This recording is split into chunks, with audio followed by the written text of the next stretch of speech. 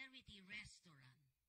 Ito'y matatagpuan sa 519 Quintin Paredes Street, Binondo, Manila. Meron din sila sa 238 Banawi Center, Banawi Street, Barangay Manresa, Quezon City. At kung kayo magawi sa ground floor ng Lucky Chinatown Mall, Binondo, Manila. Meron din sila sa Unit 2, 285 P. Guevara Street, Corner Hardboard Street, Little Baguio, San Juan. Meron din sila sa Robinson's Magnolia. Para sa maluwag, malaki, punta tayo sa SM Mega Mall. For your catering and deliveries, please call 8241-9990 and 8241-9972. Is it yummy?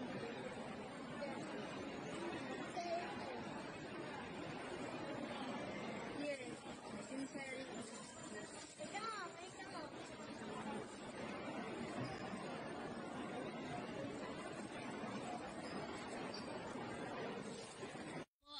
Family Pack ang inyong absolute pure distilled drinking water. I love this water. Thirst quenching. Ayan ang ating absolute pure distilled drinking water. May pang pamilya na, may pang sports pa at pang personal. At para naman sa ating flag carrier ng Pilipinas, andyan po ang ating Philippine Airlines. Ayan, gustong-gusto pong sakyan yan ang ating mga elderly kasi safe ka na, safe and sound sa pagsakay at pagbaba ng ating flag carrier. Walang iba kundi ang ating Philippine Airlines.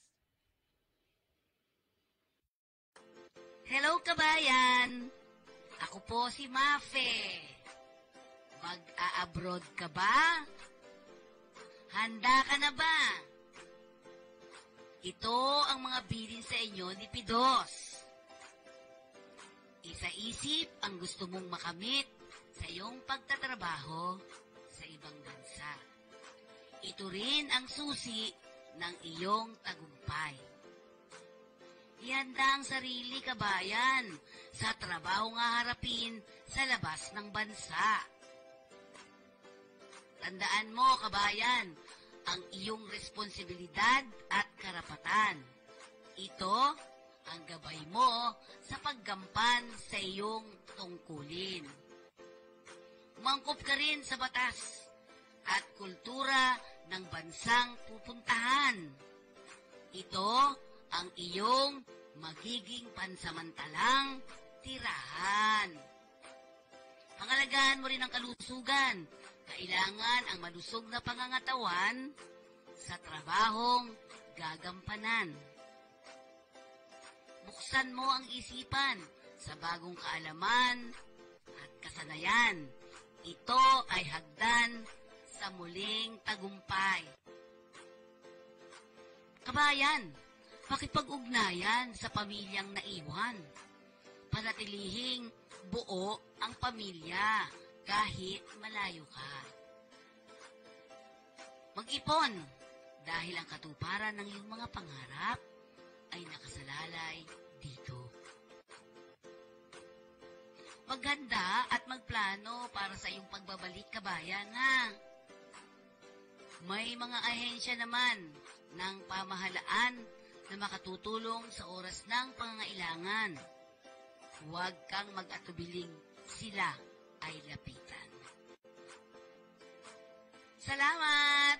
Sana may naintindihan kayo.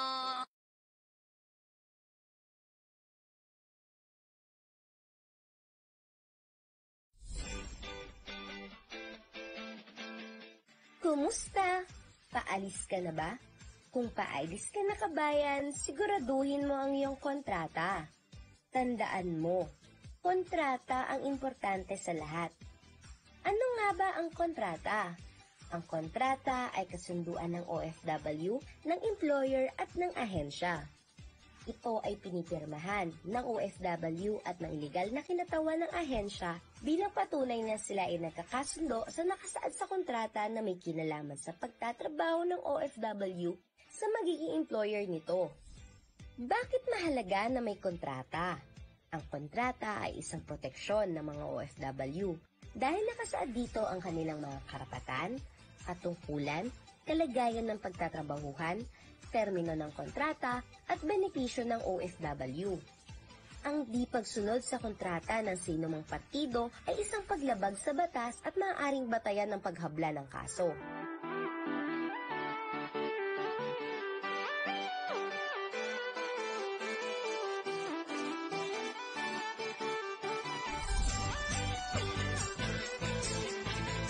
O ano, kabayan? Handa ka na ba? Huwag kalimutan ng iyong kontrata, ha? Ingat!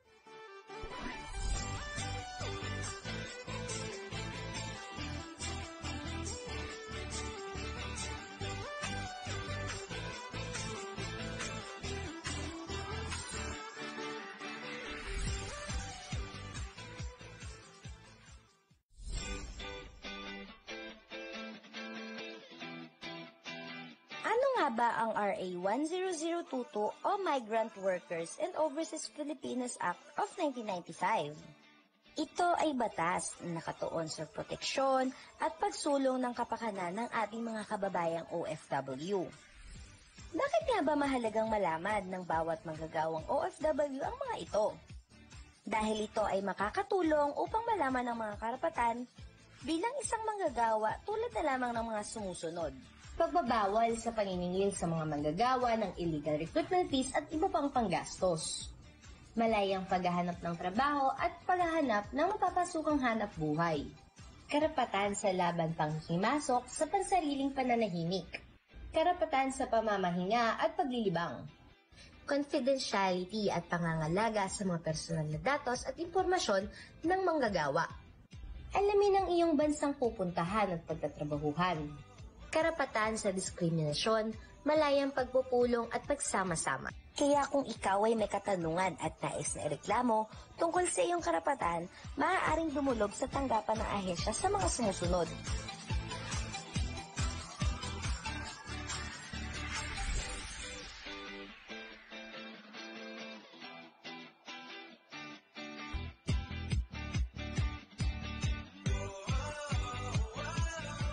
Ngayong alam mo na ang kalagahan ng iyong karapatan bilang isang manggagawa, huwag hayaan na ikaw ay busuin at ipaglaban ang iyong karapatan. Ingat, kabayan!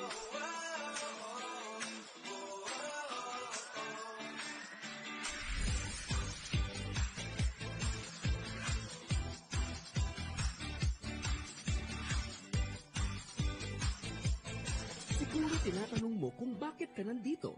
Extra income, investment, negosyo. Para ba sa overseas Filipino na katulad ko yan? O, aminin mo, naisip mo yun, no? Sige, hayaan na lang natin ang facts na magsalita.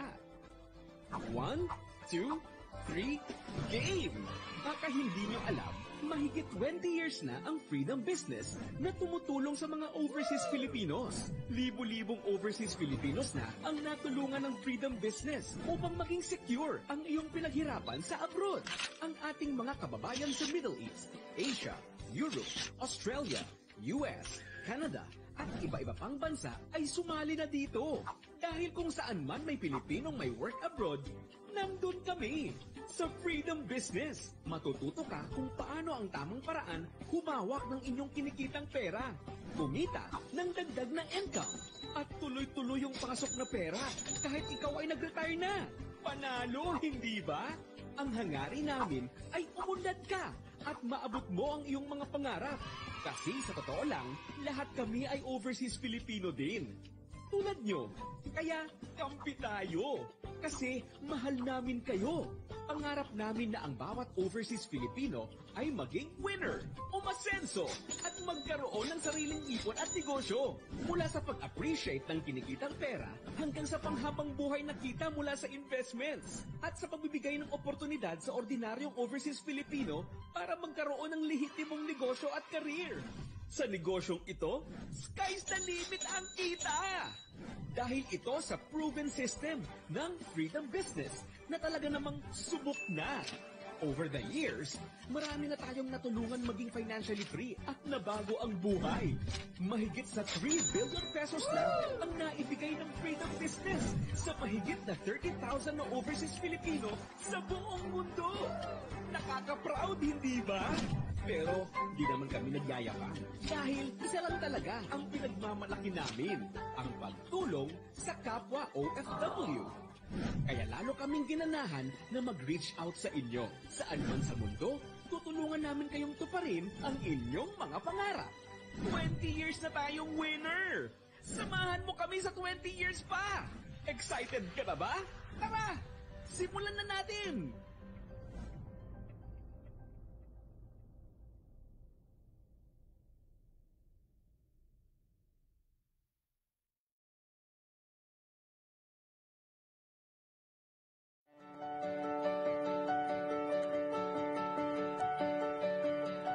So here we are, the future's now. The time, your time has come. The stage is set, the lines are drawn. Today you shine, my son.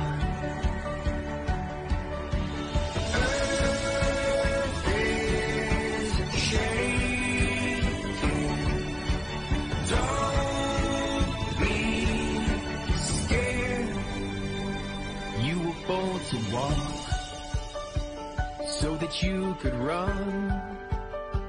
You were born to fall so that you could stand up strong. Sometimes you gotta bleed so you can feel your skin. You were born to win.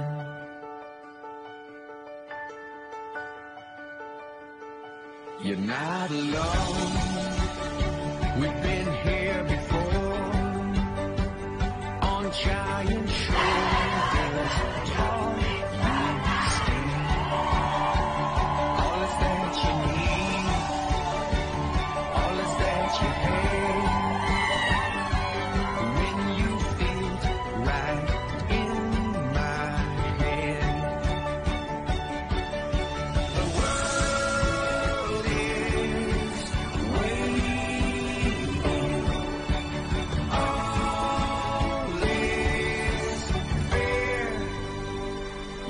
Born to walk so that you could run. You were born to break so that you could stand up strong. Sometimes you gotta bleed so you can feel your skin. You were born to win.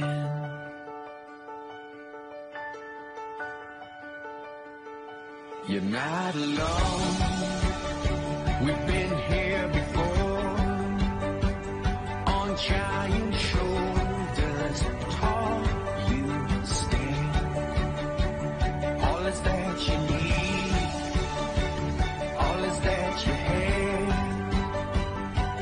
when you fit right in my hand.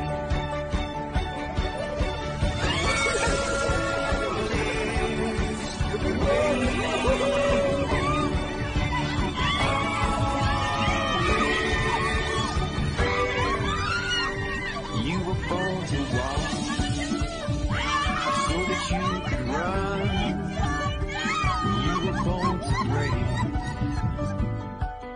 So that you could come back strong. The only way to start is for you to begin.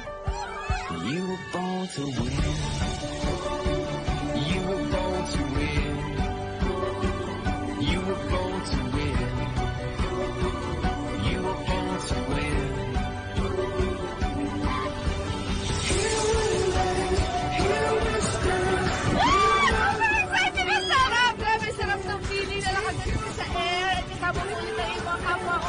After all the COVID, eto na lang kami. Thank you, Pizza!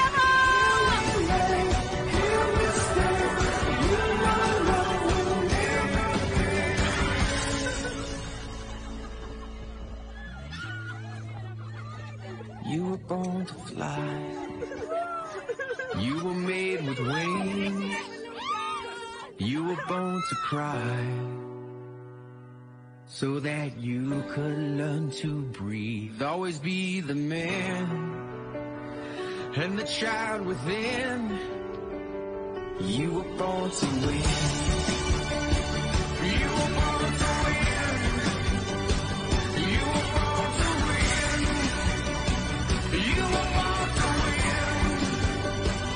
You were born to win.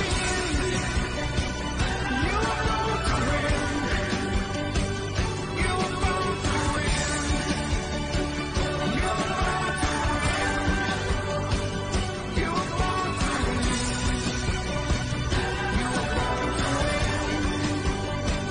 You were born to win.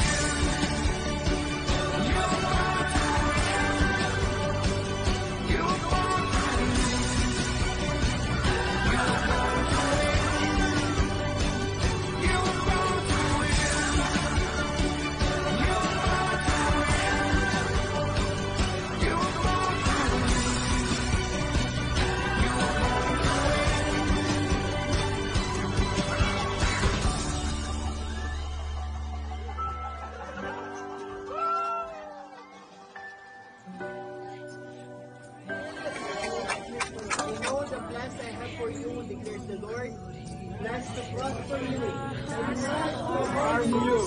Plans to give you hope and a wonderful future.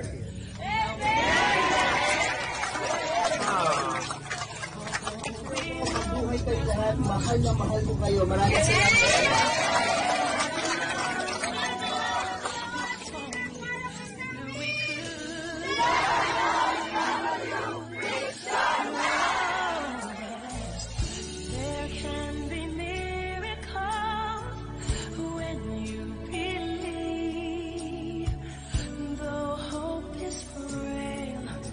It's hard to kill. Who knows what miracles you can achieve when you believe? Somehow you will. You will when you believe.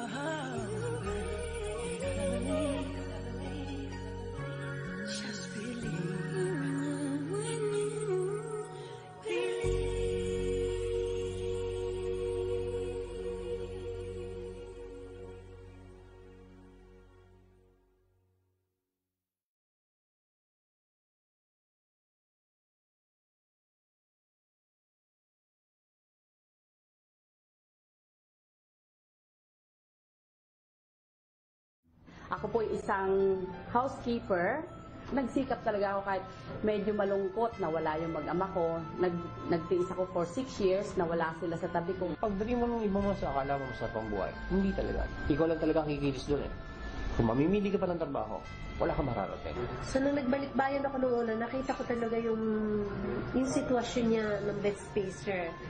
Nasa isang maliit na room, 6 sila doon. Na nandun na yung pagkain, nandun na makikita mo nandun na yung mga ipis na sabi ko, ano na yung sitwasyon ng anak ko? Kasi hindi natin alam ang buhay eh. Hindi natin alam, malay mo pagdating ng time, nagkasakit ka na. Siyempre, kahit naging citizen man kami doon, ang balik mo Pilipinas, nandito yung kamag-anak mo eh. Paano kung wala kang income? Saan ka kukuha ng pang-araw-araw mo?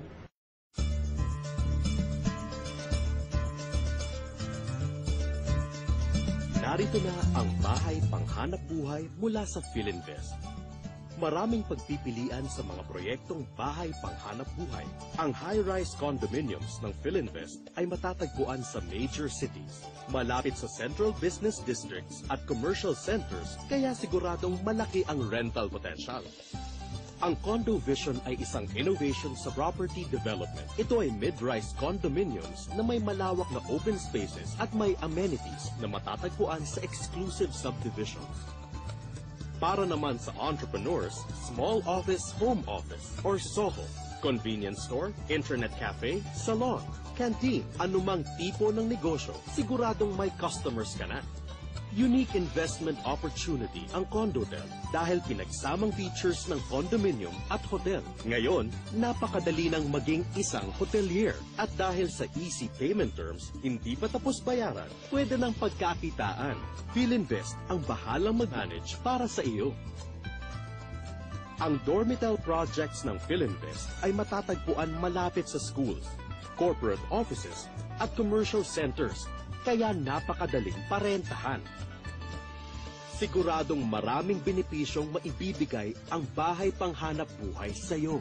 Why you invest your money? Hindi mo babayad, kumikita ka na eh. Kasi kung marerentahan yon, yung ihuhulog ko na hindi ko patapos, yun ang gagamitin ko para i-replace doon sa ano. Salamat. Kasi kung hindi ko nakilala to, baka yung pera niyo, hindi ko alam kung saan lang napunta. Hindi yung laki ng kita mo. Hindi na yun eh. Kung paano mo iaayos yung pera mo.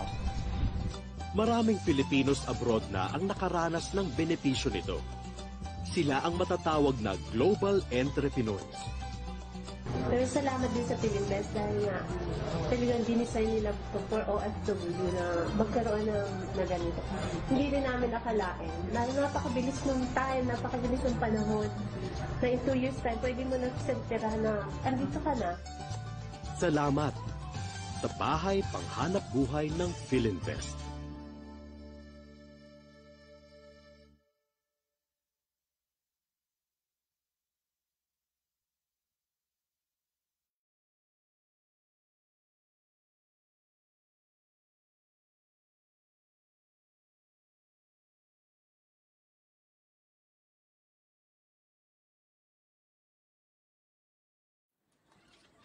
May sakit si Junior? May pera ka bang pampaospital? Miyembro ka ba ng PhilHealth? Pwes, sagot ng PhilHealth ang problema mo. Dahil ang PhilHealth ay mayroong no balance billing policy at dahil ikaw ay isang sponsored member, siguradong wala kang babayaran sa pagpapaospital sa kahit saang pampublikong ospital, maging si Junior. Para sa karagdagang impormasyon, tumawag sa 441-7442 o magsadya sa pinakamalapit na tanggapan ng PhilHealth.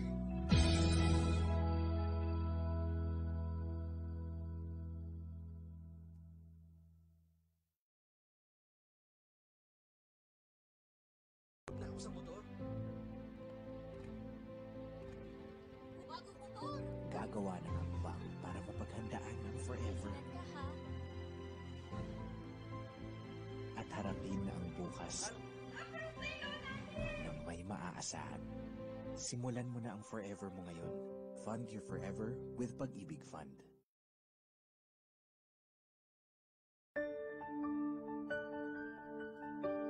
Paano nga ba magmahal?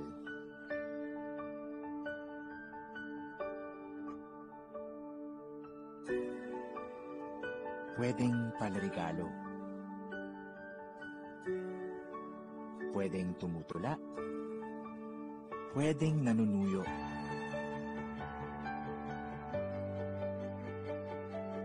Pero ako, paglilingkuran kita tulad ng pag-ibig. Iba ang lingkod pag-ibig.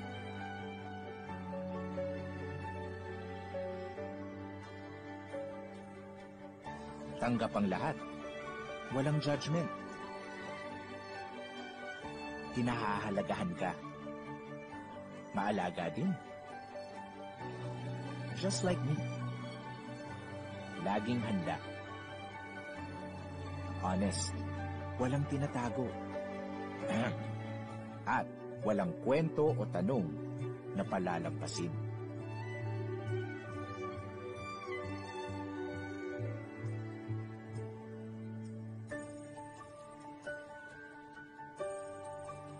Oh, di ba?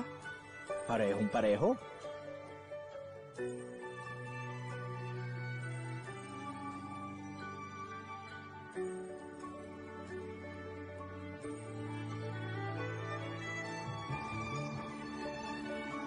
Ganyan ang lingkod pag-ibig.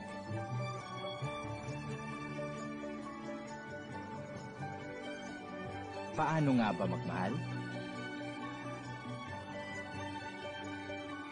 Pag-ibig, naglilingkod ng tapat at totoo.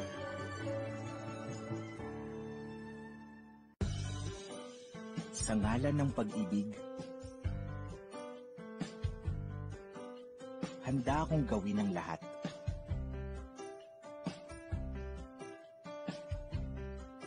Handa akong ibigay ang lahat. Mapadama lang ang tunay na pag-ibig sa'yo. Kaya sa ngalan ng pag-ibig, tutuparin ko ang ating pangarap.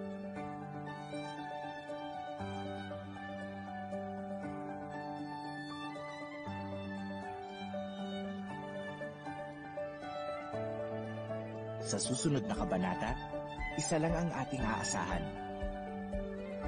Ang Pag-ibig Housing Loan.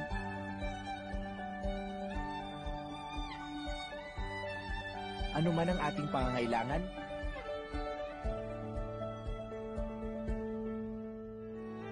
may home loan na bagay sa atin. Simple man o grande ang dream home natin, posible dahil sa kanilang lowest rates.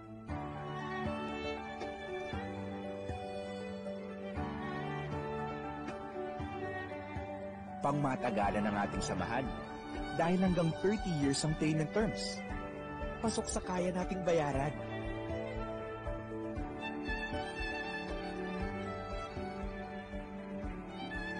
Para sa'yo, para sa akin, para sa pangarap natin. Lahat gagawin, lahat tatahakin. Sa ngalan ng pag-ibig, walang imposibleng pangarap.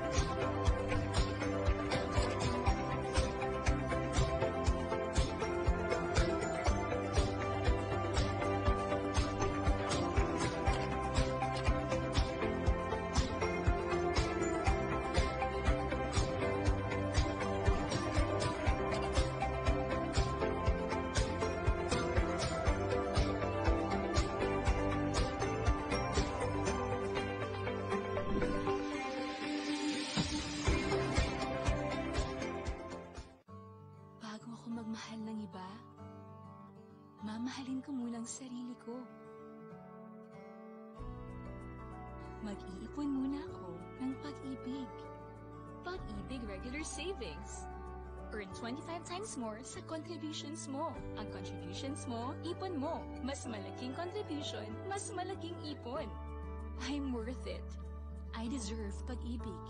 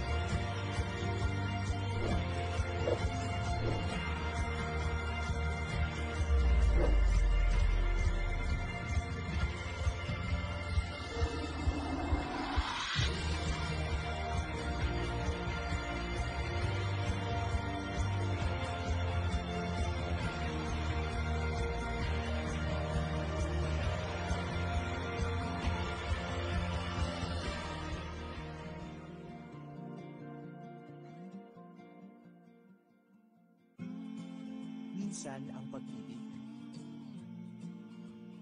online mo pala mahahanap. Ang bagong virtual pag-ibig. One click, you can track your savings. Easily pay for your loans. Even live chat with us. And now, apply for a short-term loan.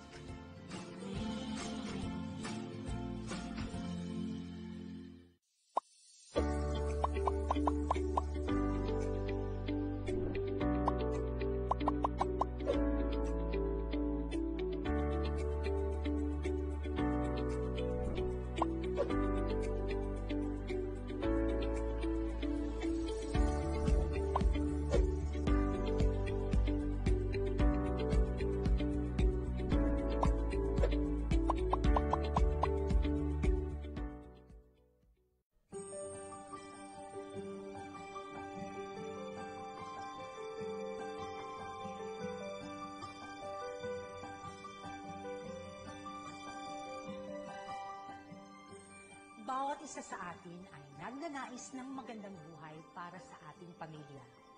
Lahat ay gagawin natin, mabigyan lamang sila ng magandang buhay.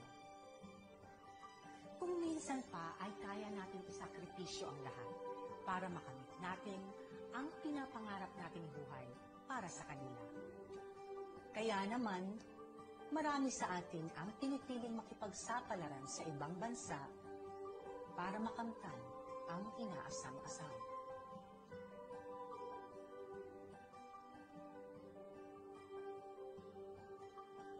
Malungkot man ang mawalay sa kanila, isasakripisyo na natin ang sariling kaligayahan.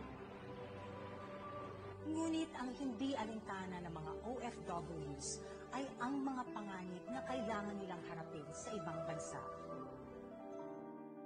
Marami sa mga OFWs ang nakakaranas ng pang-aabuso, pananakit, at paghihirap sa kamay ng kanilang mga amo. Ngunit ang pinakanagpalala ng lahat ay nung dumating ang COVID-19 pandemic.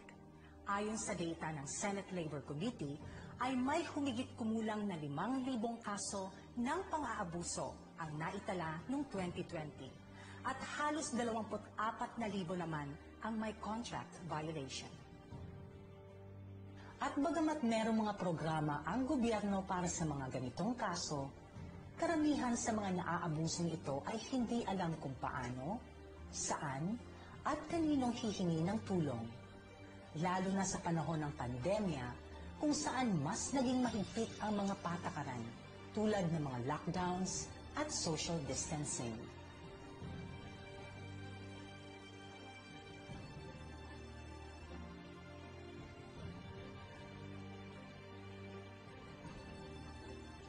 Ano nga ba ang mga dapat mong gawin para masiguro na maging maayos ang buhay bilang isang OFW at maiwasang maabuso sa ibang bansa? Kasama na rin na masiguro ang kapakanan ng iyong mga mahal sa buhay na iniwan. Una sa lahat, siguraduhin na legal at dumaan sa tamang proseso ang inyong mga papeles. Naglipa na ang mga illegal recruiters. Siguraduhin hindi ka magpapabiktima sa kanila dahil mas mataas ang tsansa na maabuso ka sa ibang bansa kapag ikaw ay illegally recruited. Huwag basta-basta magtiwala sa mga recruiters na kumakausap sa iyo. Kailangang merong tamang agency ang maglalakad ng papeles mo at siguraduhin na merong job order na ibibigay sa iyo upang masigurado na merong naghihintay sa iyong trabaho pagdating mo sa bansang pupuntahan mo.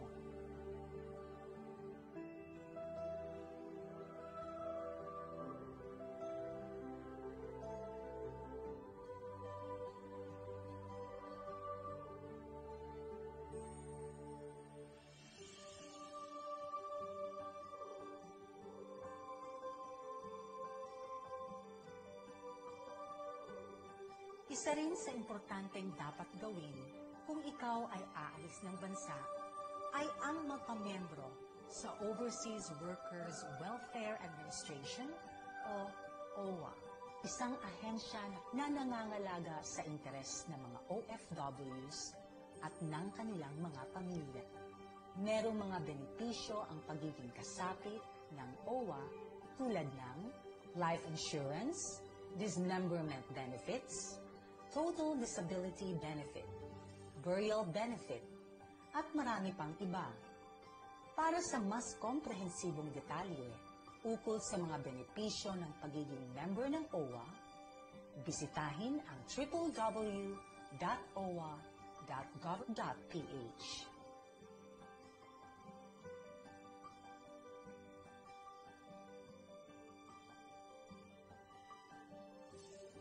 Sa pagdating mo sa bansang pagtatrabahuan, marapating alamin agad kung ano ang mga ahensyang makakatulong sa iyo sa panahon ng kagipitan o pangangailangan. Ang Philippine Embassy ang siyang pinakapinuno na kumakatawan sa mga Pilipino sa ibang bansa. Kadalasan sila ang pinupuntahan ng mga OFWs kapag mayroon silang pangangailangan o problema. Alamin ang lokasyon nito sa bansang inyong pinuntahan, pati na rin ang kanilang contact number para handa ka sa oras na kailangan sila.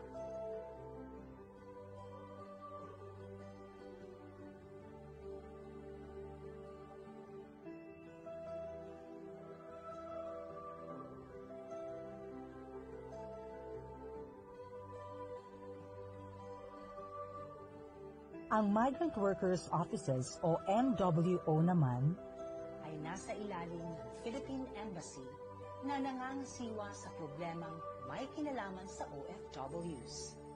Ilan sa mga karaniwang problema na tinutugunan nito ay mga problemang kaugnay sa kontrata tulad ng mga napaso, nawawala, contract swapping, at di tinapos na kontrata.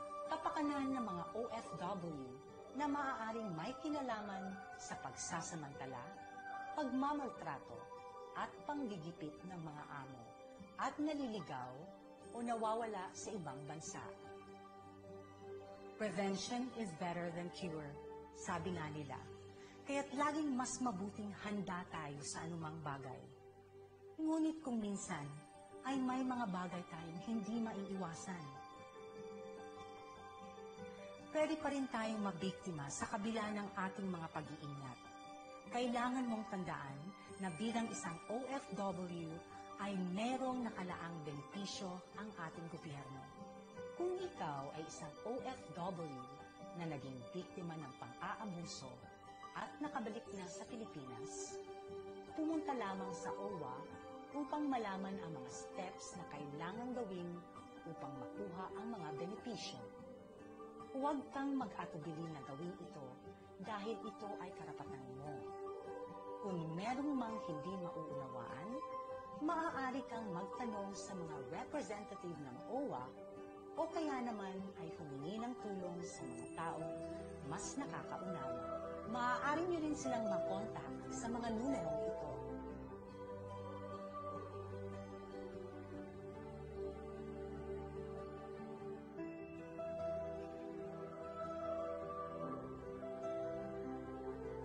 Dapat malaman mo, bilang isang OFW, ikaw ay may karapatang mamuhay ng marangal, maayos, at may dignidad. At lahat ng ito ay para sa kinabukasan ng iyong pamilya. Kaya naman kailangan gawin natin ang lahat upang masiguro ang kanilang maayos na kinabukasan.